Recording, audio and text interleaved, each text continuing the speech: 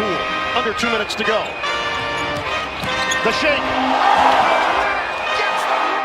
Handles it with his team up by 1.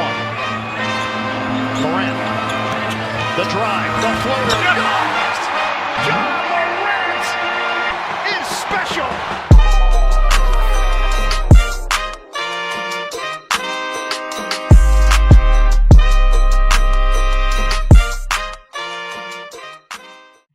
What's up, Sportsman? It's Lamont. We are back with another podcast episode.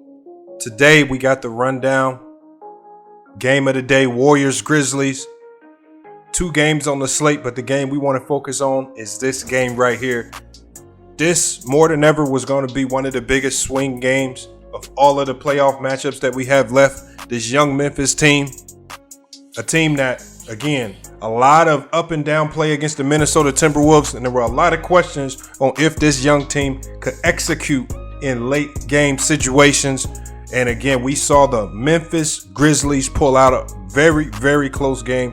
A Golden State team, couple players go down with injury, so curious to see how they bounce back, and we're curious to see what the injury report's going to look like going into Game 3. But the Memphis Grizzlies win this one 106-101 in epic fashion, and Ja Morant had a game for the ages. Let's go ahead and get to the highlights. Grizzlies, Golden State Warriors, Game 2. We're going to start this one out in the fourth quarter. Grizzlies down 1, 2 minutes to go in the game, and it's time for Ja Morant to start to flex his muscles, show what he can do in late game situations. He knocks down a big 3 right there, puts the Grizzlies up 1, 98-97. The Warriors were able to always answer back, and Steph Curry, late game situation right here, is able to get to the basket, kick out. Tough foul right there. And again, I want you guys to see how the Warriors were constantly able to attack the basket. This is something that the Grizzlies are going to have to fix going into Game 3, as Steph Curry gets the layup right there, puts them up 1 point, 2 minutes to go in this game. And again, this is where Ja Morant is starting to show his experience in the league, as this young team starts to transform into a veteran team. Missing the services of Dillon Brooks, another score. Ja Morant drops Jordan Poole right there for the clutch layup. And again, this is what you need from your star player.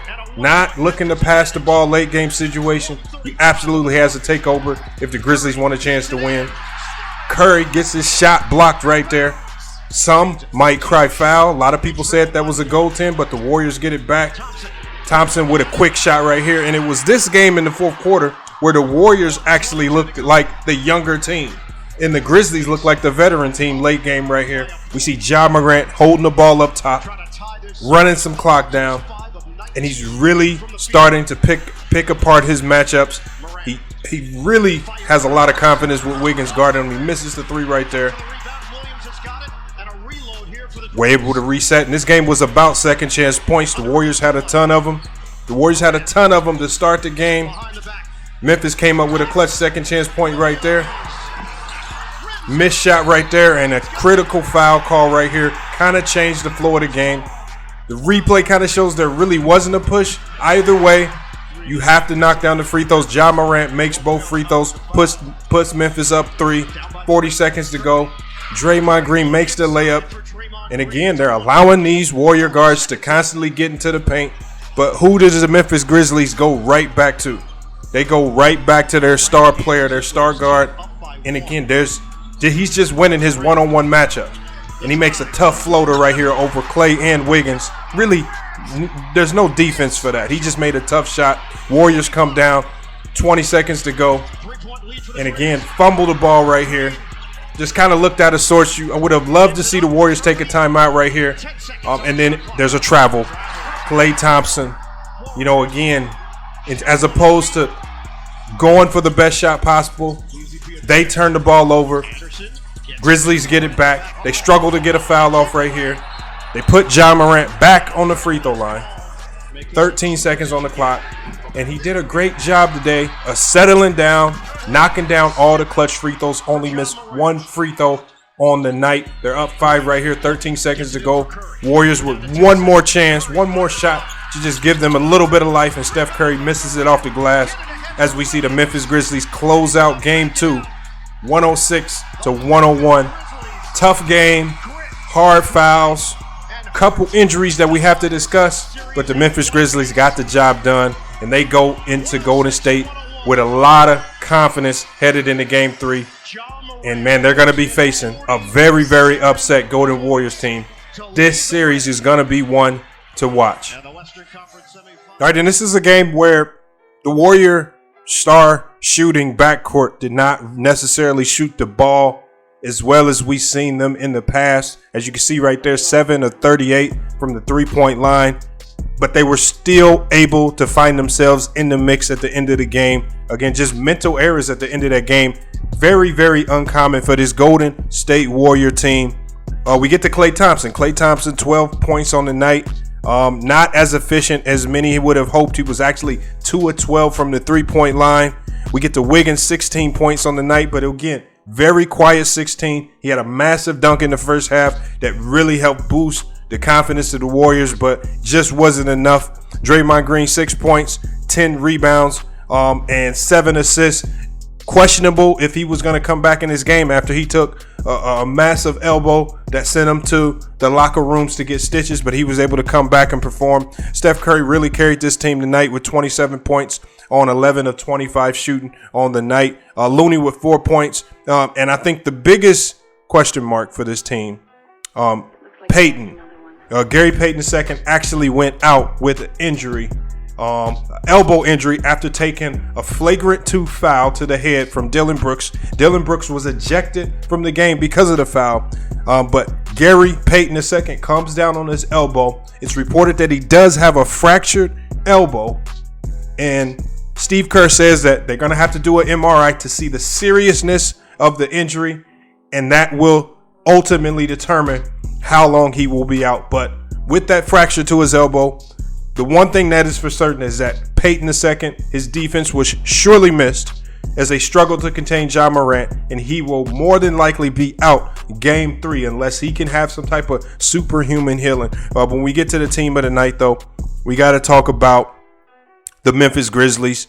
Now, Jaren Jackson Jr., who had a massive game scoring the ball in the first one, only 4 points, or actually only 12 points on the night tonight. But again, great effort. It's always good to see him play if he can stay out of foul trouble. We also got 7 points on the night. We got 7 points on the night for Tillman. Very, very solid game for that group right there. We have 47 points for Ja Morant. I mean, when you talk about big-time playoff performances, 15 of 31 on the field, 8 rebounds, 8 assists. I mean, when you see a young player start to evolve in this particular manner, put this team on his shoulders and carry them through the end of the game, especially when some of their scorers, like Desmond Bane, only 5 points on the night, are struggling to score the ball. Surprisingly, they got 14 points off the bench from Zaire Williams. His length proved to be a problem for this small ball lineup of the Warriors, especially late game. And then Brandon Clark with 10 points off the bench. Mr. Consistency is back at it again. So those 24 points off the bench between those two players is really what propelled this team. And again, it ultimately came down to Ja Morant. If Ja Morant just scores 30 or just does an average game, Golden State is up 2-0. So can Ja Morant duplicate this superhuman performance in Golden State, where we know that crowd is going to be ruckus?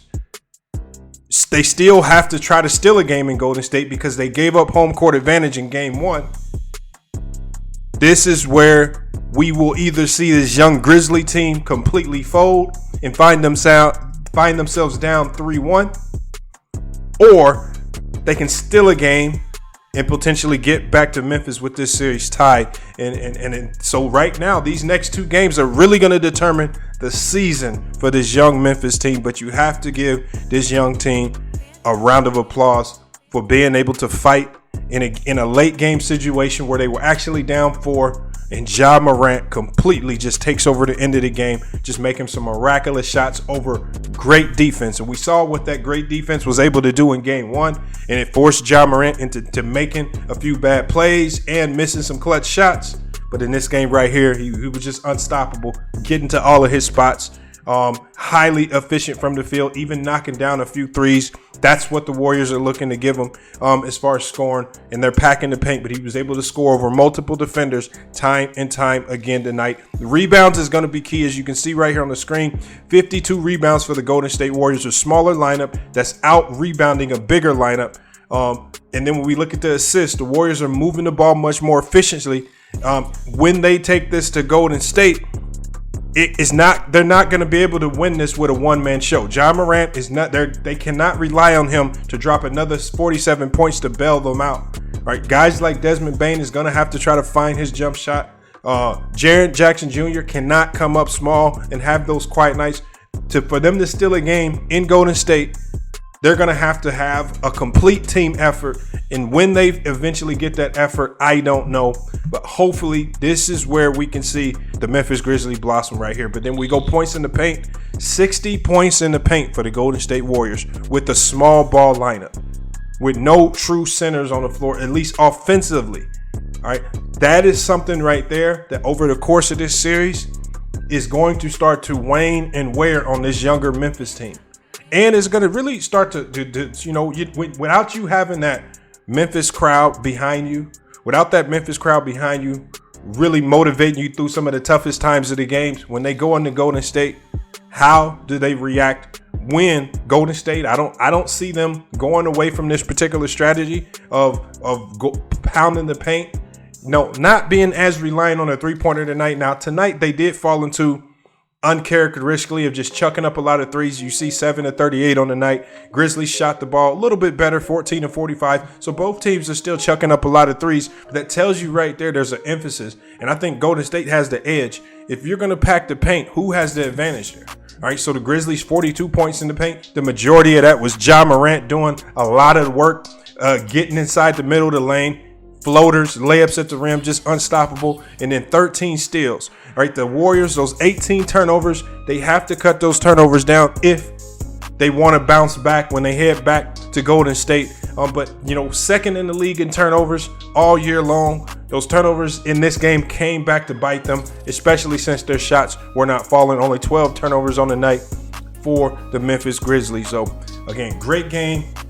Probably, a performance by Ja Morant that's going to go down in the history books. 47 points to win this game by 5. Very, very close game. We saw Dillon Brooks get ejected from this game for the flagrant 2 foul. And that was, once I saw that foul happen with Dillon Brooks, I knew it was going to be labeled as a flagrant 2, because that referee crew set the precedence for what a flagrant 2 is by ejecting Draymond Green. And I almost thought it was a foregone conclusion. It was a kind of an unnecessary foul. I don't think he really had an opportunity to get to make a true play on the ball where Gary Payton was. But that same foul also cost the Warriors a lot, as it looks like they're going to be without Gary Payton II for the remainder of this series. But those injury reports will be coming out soon. But you guys, it's been a great podcast episode. Again, we're going to be doing these matchup of the days. We got to feature a game. And generally we determine what those games are. We put up a poll on our Facebook page. So if you haven't followed us on Facebook, make sure you go follow us on Facebook, because you guys determine what the game of the night is going to be. For the second time in a row, the Warriors Grizzlies 1-1 out. So I would love to really start to dig and dive in some of these other games. If you want to see me break down some of these other games, follow us on Facebook. When we drop those polls, make sure you guys vote so we can select the game of the night and we can really break down some of your favorite teams, because there's a lot of series going on. We have the Phoenix Suns, Dallas. That game 1 looked very intriguing. Tonight we watched the Celtics bounce back with a blowout win versus the Bucks. Right, tonight was a night where they looked like they missed Chris Middleton's offense and defense bad. All right. And it also looks like the Boston Celtics are starting to really figure out how to slow down Giannis Antetokounmpo. And again, they're one of the few teams in the league that have enough versatile defenders to where they can kind of pick and choose which one of those guys kind of has his number. And Grant Williams, ISO defense on Giannis Antetokounmpo has been excellent. And if you guys haven't watched that, again, if you're a young big looking on how to learn how to defend at an elite level, watch Grant Williams and his defense on Giannis Antetokounmpo. Look, you're not going to stop him from getting his points. Right? He's too dominant, and there's too many plays being ran for him throughout the course of the game.